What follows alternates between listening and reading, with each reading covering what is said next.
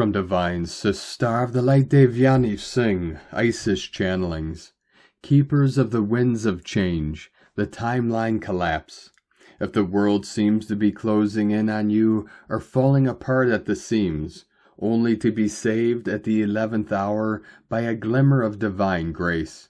If there now appears to be a learning curve for the very basic routine things that you once did without thought or effort, if extended periods of inertia are juxtaposed with bouts of frenzied activity aimed at bringing in new structure, order, and clearings, if the old ways of being, working, connections, and practices are no longer in resonance and crumbling around you, it is because we are once again at that point in our evolution where energies of disruption creation are introduced as a catalyst for breakdown before breakthrough.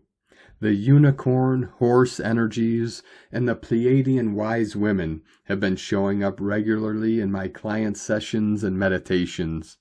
The Pleiadian Wise Women, daughters of the Emerald Sun, keepers of the winds of change, guardians of the four directions, elements, have shown up repeatedly in my client soul initiations.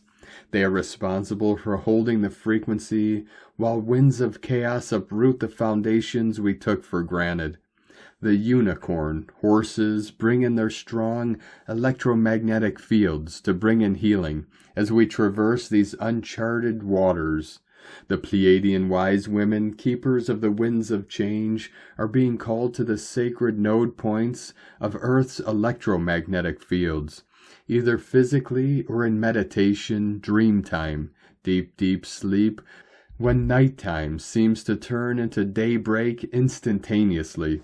This is where they blow out the old while conjuring the new, all the while anchoring into the electromagnetic field of Gaia and keeping it from instantaneous collapse. This is where the timeline collapse is occurring, so you may weave in and out of multiple timelines simultaneously. Memories, people of timelines past may suddenly resurface. So if you feel soul tired, overwhelmed at times, it's literally because you are carrying the world frequency through its transformation and rebirth.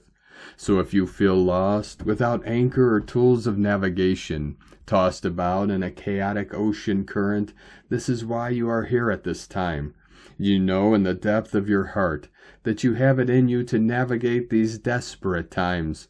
Even if you have no conscious knowing of the hows or whens, you are the one people will turn to hold the frequency and bring in calm and balance when the rug seems to be yanked from under their feet.